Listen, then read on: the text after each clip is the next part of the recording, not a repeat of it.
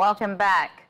2 days ago, the Nigerian Bar Association officially opened its 2025 Annual General Conference in Enugu under the theme Stand Out, Stand Tall. Over 20,000 lawyers and dignitaries, including former President Olusegun Obasanjo and keynote speaker Julius Malema, converged at the Enugu International Conference Center in a powerful gesture of legal solidarity and national introspection. Opening remarks by NBA President Mazi Afam Osigwe San challenged legal practitioners to uphold justice in tumultuous times, while the locals' robust infrastructure, courtesy of Governor Peter Mbaz's administration, offered a warm, efficient venue for meaningful dialogue. So throughout the event, keynote sessions embraced both national urgency and Pan-African vision. South African activist Julius Malema called for unity, advocating a shared currency, borderless mobility, and also industrial self-reliance. His message resonated amid Nigeria's economic strains, igniting discussions on systemic reform, economic justice, and continental emancipation. New Central's Austin Azu was also on ground, and he will also be joining us today for this conversation, which we will be having. But first, let's welcome our distinguished guest, Desmond Orisewezie. He's a seasoned legal practitioner and also government policy strategist. Thank you very much for joining us, Desmond, and thank you very much for also joining us again, Austin Azu.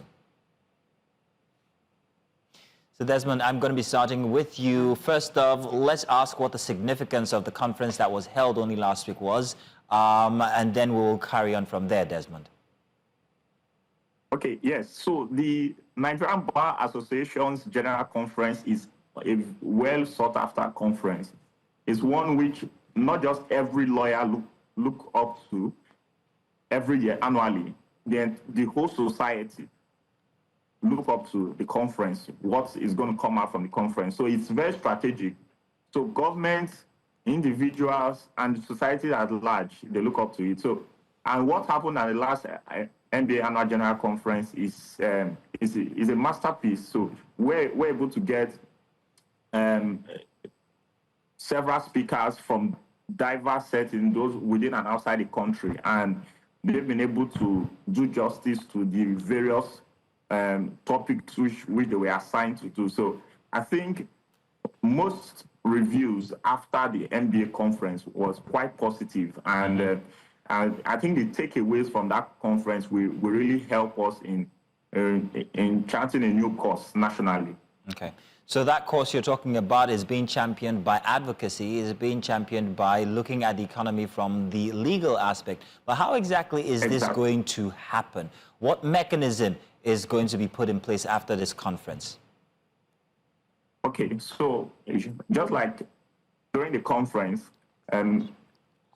Chief Michael Zekome, SAN, was speaking, and while addressing the representative of the Inspector General of Police, he said, you know, we need to evolve our security process in such a way that there is a distinction between government security and national security. Because in recent times, when we see arrest upon arrest of activists and, you know, trying to stop protests and stuff. So the point he's trying to make is the Inspector General of Police should have a second look, because there's a difference between national security and government security. So what it appears the government is trying to protect is the government security and not necessarily national security. So I believe that these points were duly noted by the top officials of both the police and the DSS that were present at the conference, and they will escalate that further so that we are able to, we are trying to promote people to pursue advocacy without fear or favor or without intimidation, and government trying to micromanage the whole process. So I believe once that is taken out from the conference and duly implemented by these agencies as they you know appear to acknowledge, then I believe it will be a plus for our country. All right. So, Austin, you were present at the NBA conference in Enugu. Can you tell us at the moment or the remarks that have stirred the most reactions among, the attendees, especially regarding Nigeria's economy trajectory? Okay, so... Well, that question is for Austin, Desmond. Just a second. That question was for Austin. On the NBA conference? Yes, please. Yeah, Zino, should I go ahead? Yes, go ahead. Please. Okay, fine.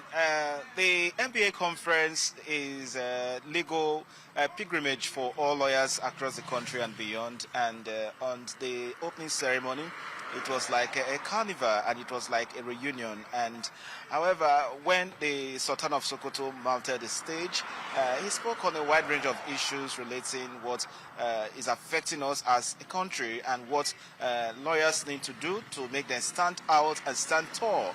And the icing of the cake was when the guest speaker, Julius Malema, the economic experts, the president of economic experts in South Africa, came and gave his lecture talking about the need for Africans to come together, the need for them to pursue one particular purpose, and the need for them to have one single currency that would drive the economy of Africa. And of course, most striking aspect of it is how we'll be able to use our own resources to develop our own continent.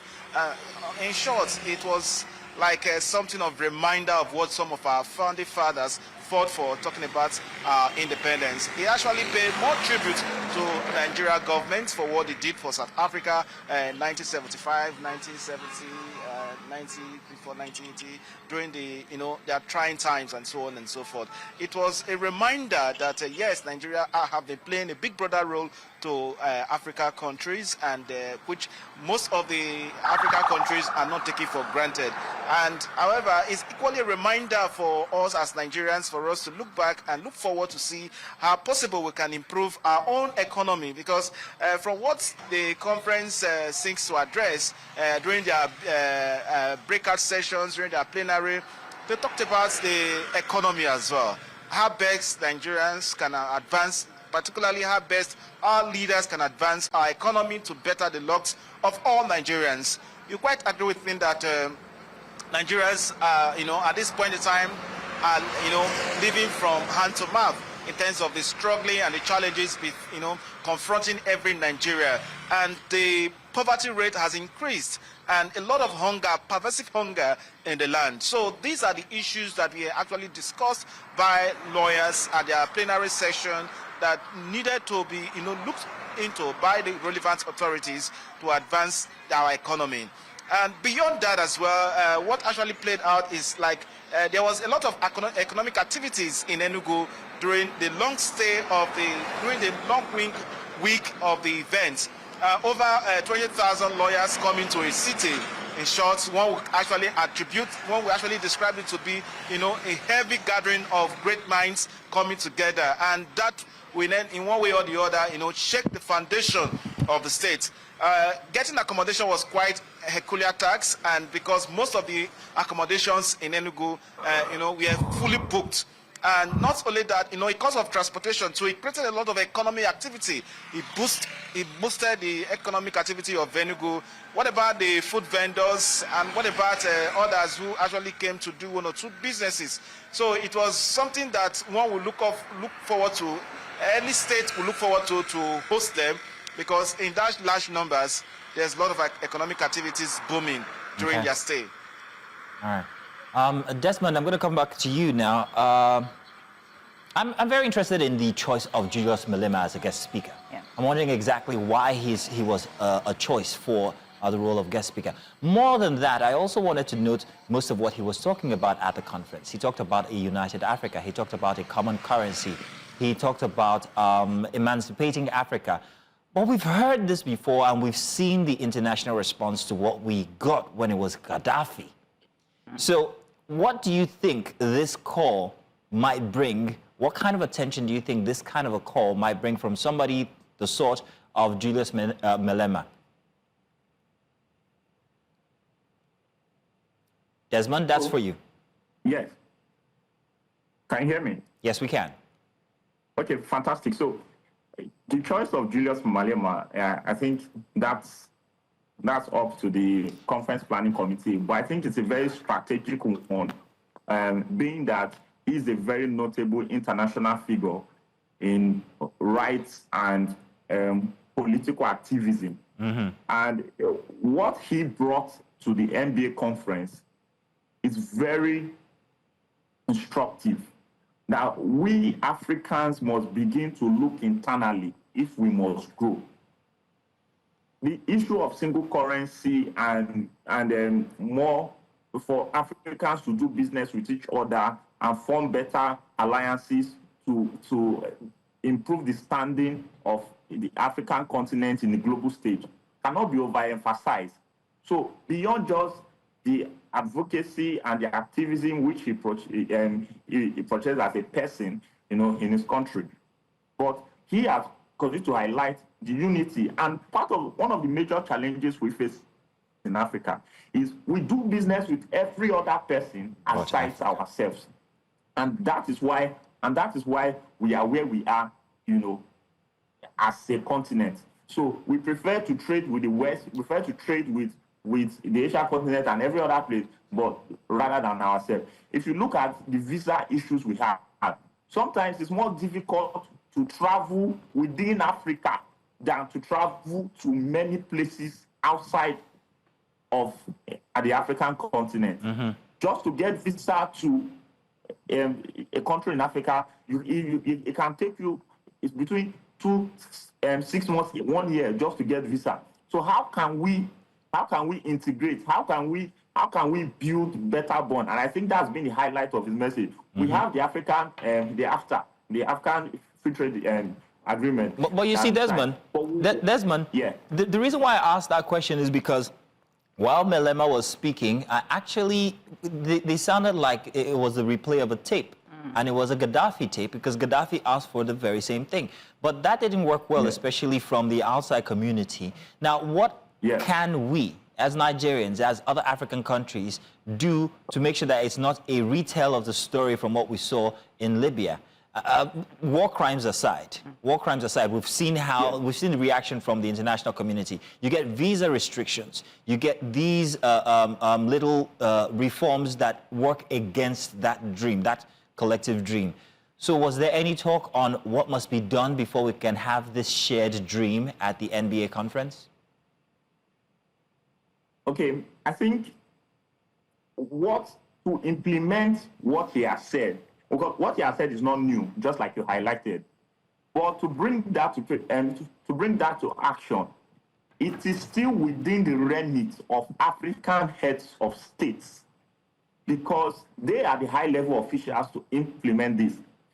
The integration of the African market has been included in the AFTA, or contained in the AFTA, and that's what the AFTA even provides for. So what he said is not new. It still boils down to these respective countries to come together. So it's not just attending meetings or meetings without any outcome. Because we've been having African head of state going to attend the ECOWAS African Union meeting, and there's been no progress either in ECOWAS or in African Union. So I think this is another call to action by an international figure of that repute to say, okay, listen, it's a reminder to African heads of states that we must walk the talk. If we must grow the African continent, we must begin to take that step right now. And I believe that that is the message that he is passing through that. And that includes the single currency, the simplification of visa process, or even eradication completely, and to ensure that we can boost economic trade between each other, so that Africa on its own can have some form of economic security in the face of maybe Western sanctions or external interference. If there is a sanction on any country in Africa, it becomes a problem because we don't trade with each other. So I think we must begin to look at these things, and it's a reminder, but it still boils down to government to implement.